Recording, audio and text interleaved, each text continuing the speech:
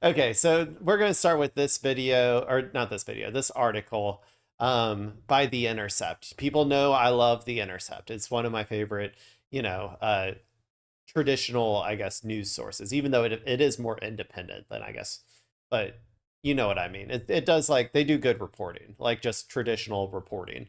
Um, so let's go and read this article. We were talking a little bit about censorship earlier, about YouTube, censoring the Iran Lego propaganda videos. So this, I think, kind of falls into that same realm. So we're going to see what this is all about. This is Facebook and Instagram tighten censorship rules for saying Antifa by Sam Biddle. So, yeah, let's go. Let's go. Meta's new rules let it ban users or suppress comments that include the word Antifa alongside content level threat signals.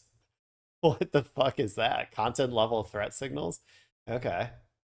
We got a nice picture of the Zuck. He put on his lizard suit, and then he put on his regular suit on top of his skin suit over his lizard body.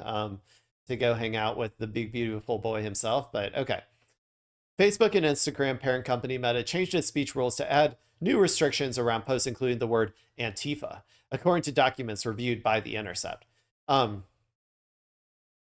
curious, like, I don't really understand why. Antifa is not like an organization or anything. I don't know what they could possibly see as like a problem with that. And the people who use the word Antifa the most are like Trump and like Hegseth and like I don't know, the freaks in the like the Republican Party tend to use the word Antifa a lot. But let's keep reading.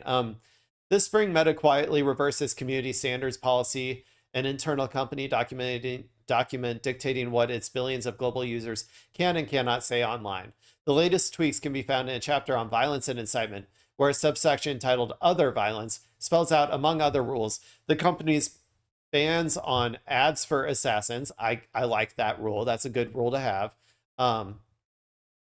It's in the subsection where Meta last month published a revision to include new limitations for users who mention anti-fascism. Okay, let's see what that revision is. Policy documents reviewed by The Intercept showed the company now treats any content that includes the word Antifa as a potential rules violation if that word appears along with what Meta deems a content level threat signal, meaning a statement that the company believes implies violence. Okay. Like, I don't, the people who post the word Antifa, I don't really, like, maybe some lefties use the word Antifa unironically or something. But in general, it is like Trump saying, like, let's deport all of Antifa or something, or let's attack Antifa. Like, would that get censored if he said that? Or if like Hegseth posted on Facebook, like, we're gonna hunt down every Antifa member, does that count? Like, I'm just a little bit confused about this. In some cases, the content that Meta considers a threat signal is commonsensical. If, for instance, a user mentions bringing a weapon to an event, the company flags it as a threat signal. But in other cases, Meta's process for identifying threat signals is more vague. Under the new rules, Meta might trigger a threat signal when a user posts a visual depiction of a weapon, a reference to arson, theft, or vandalism, or military language if accompanied by the word Antifa.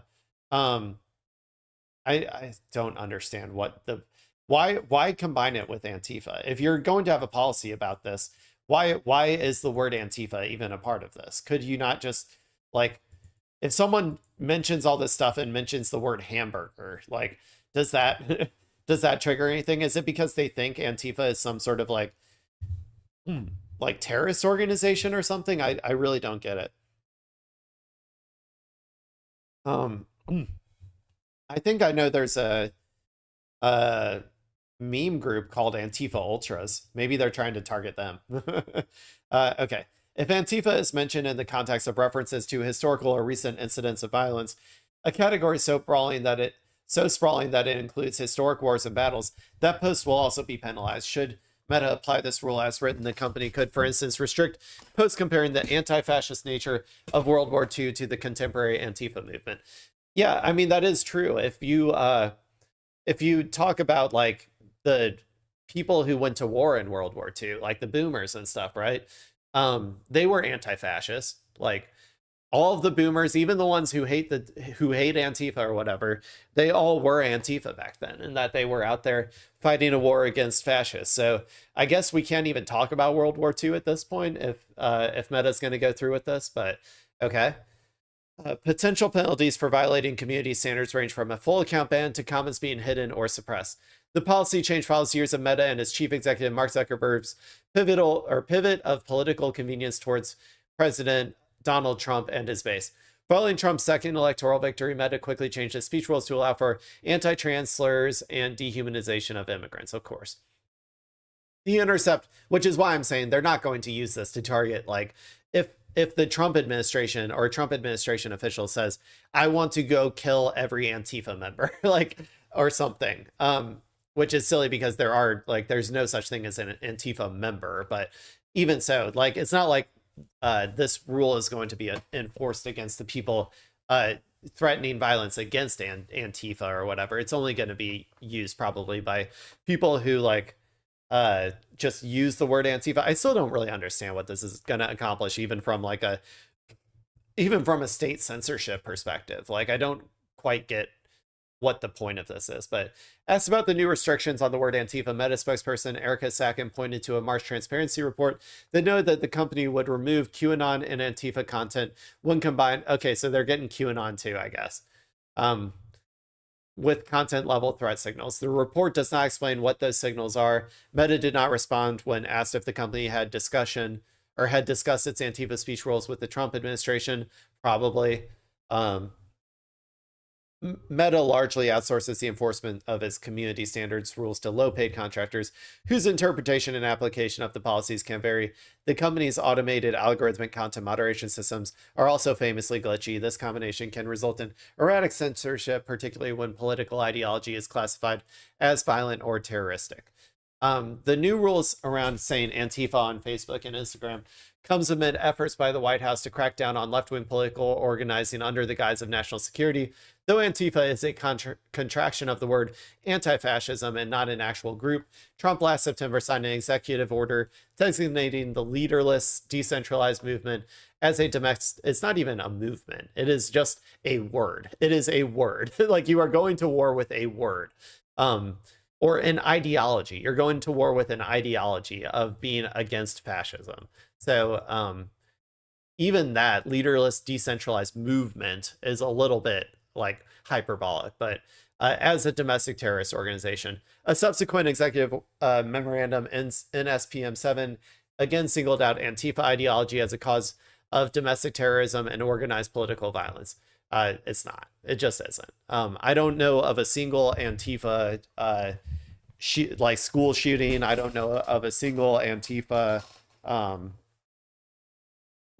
I don't know of a single Antifa act of violence, to be honest, like physical violence. They may have, people may have done property crimes under the banner of Antifa. That's perfectly plausible.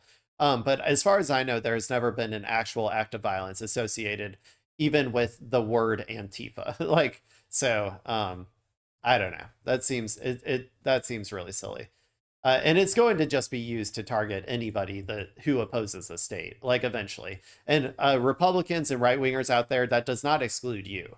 They will come for you. If your material conditions get bad enough and you go outside and you're like, I'm going to protest this. This shit is hurting my bottom line. I don't like it. I'm tired of Trump. I want somebody else. If you if it happens to Antifa, the word Antifa, and anybody of vaguely left politics, it will happen to you as well. They will not, they're not going to go easy on you just because you used to be aligned with the party or something, But anyway, prior reporting by The Intercept has shown Meta historically hews closely to federal terrorism labels.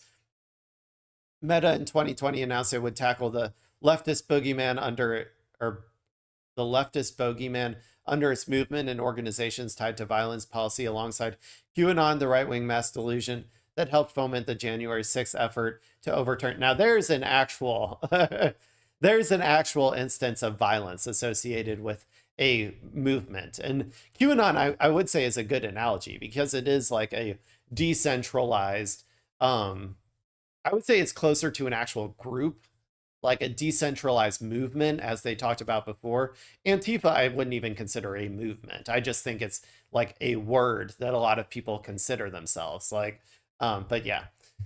But it did actually lead to violence. But I even then, I would say I don't think that they should be censored, unless they're like, you know, they're doing actual other community violations or whatever, like actively advocating for violence or something, like obviously advocating for violence, then I would say sure.